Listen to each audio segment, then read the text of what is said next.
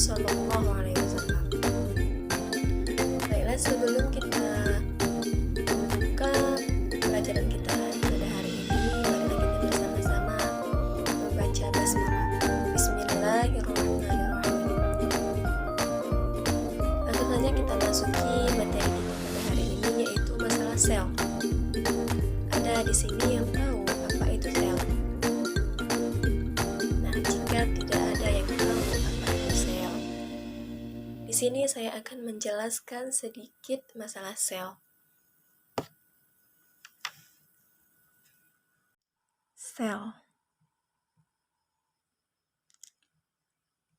Sel adalah unit terkecil pada makhluk hidup.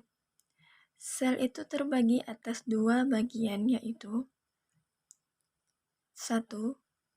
Uniseluler, yaitu yang terdiri dari satu sel. Contohnya terdapat pada amoeba dan paramecium. Yang kedua itu adalah multiseluler, yang mempunyai banyak sel. Contohnya yaitu pada tumbuhan dan hewan. Dan menurut ada atau tidak adanya membran inti, sel itu dibagi menjadi dua, yaitu prokariotik dan eukariotik. Prokariotik itu yaitu yang tidak mempunyai membran inti.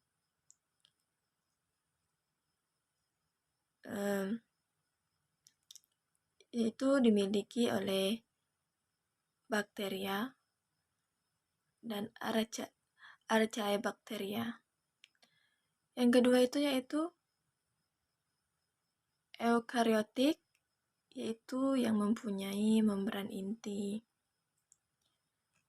yang dimiliki oleh fungi atau jamur, animalia atau hewan, dan protista.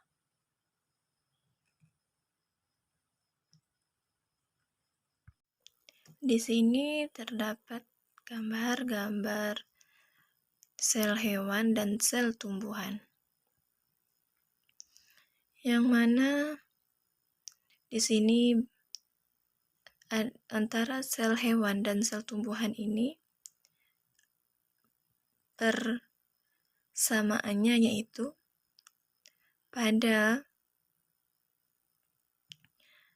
sel hewan terdapat membran sel, dan pada sel tumbuhan pun terdapat ini yang namanya membran sel.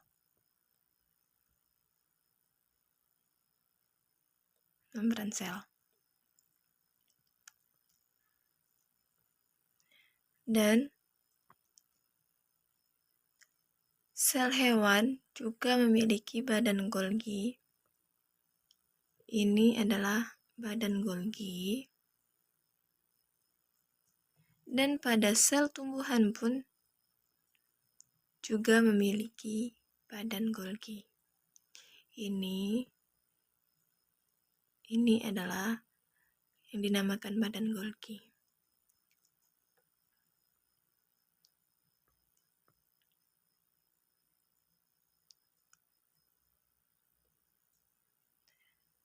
Pada sel hewan juga memiliki nukleus. Ini yang dinamakan nukleus.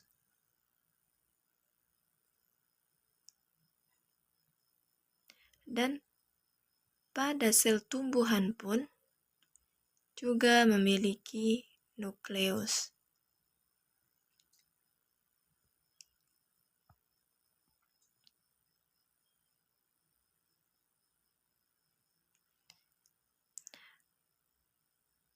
Pada sel hewan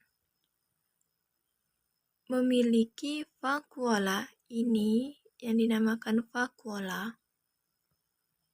Dan pada sel tumbuhan pun sama-sama memiliki vakuola, sama seperti sel hewan.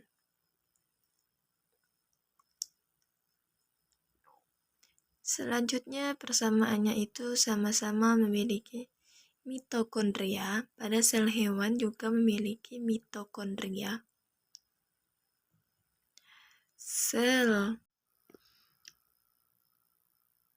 Pada sel tumbuhan pun juga memiliki mitokondria.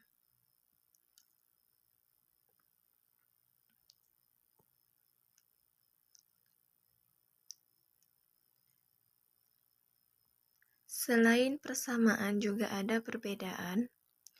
Pada sel hewan itu terdapat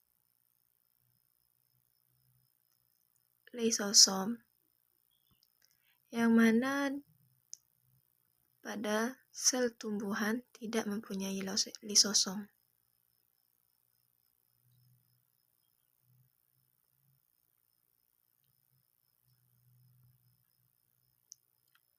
Sel hewan juga memiliki retikulum endoplasma, dan pada sel tumbuhan pun terdapat retikulum endoplasma atau disebut dengan RE.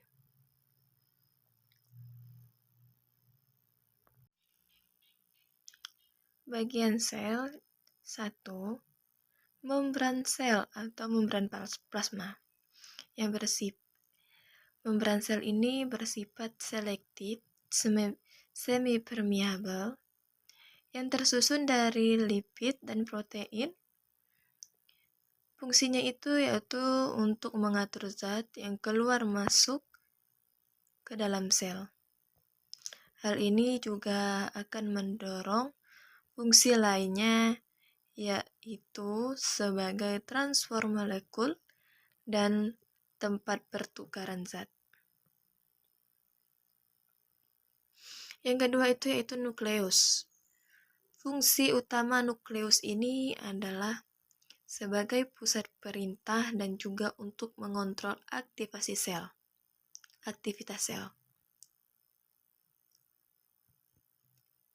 Yang ketiga yaitu mitokondria, yang berfungsi sebagai tempat berlangsungnya fungsi respirasi sel pada makhluk hidup. Dan yang kelima itu ada ribosom, yaitu fungsi dari ribosom ini yaitu membuat protein dan melakukan sintesis protein di dalam sel. Yang keenam itu yaitu retikulum endoplasma atau yang disebut dengan RE. Fungsi dari RE ini atau retikulum ini yaitu adalah untuk transportasi protein. Dan yang ketujuh itu ada badan Golgi, yang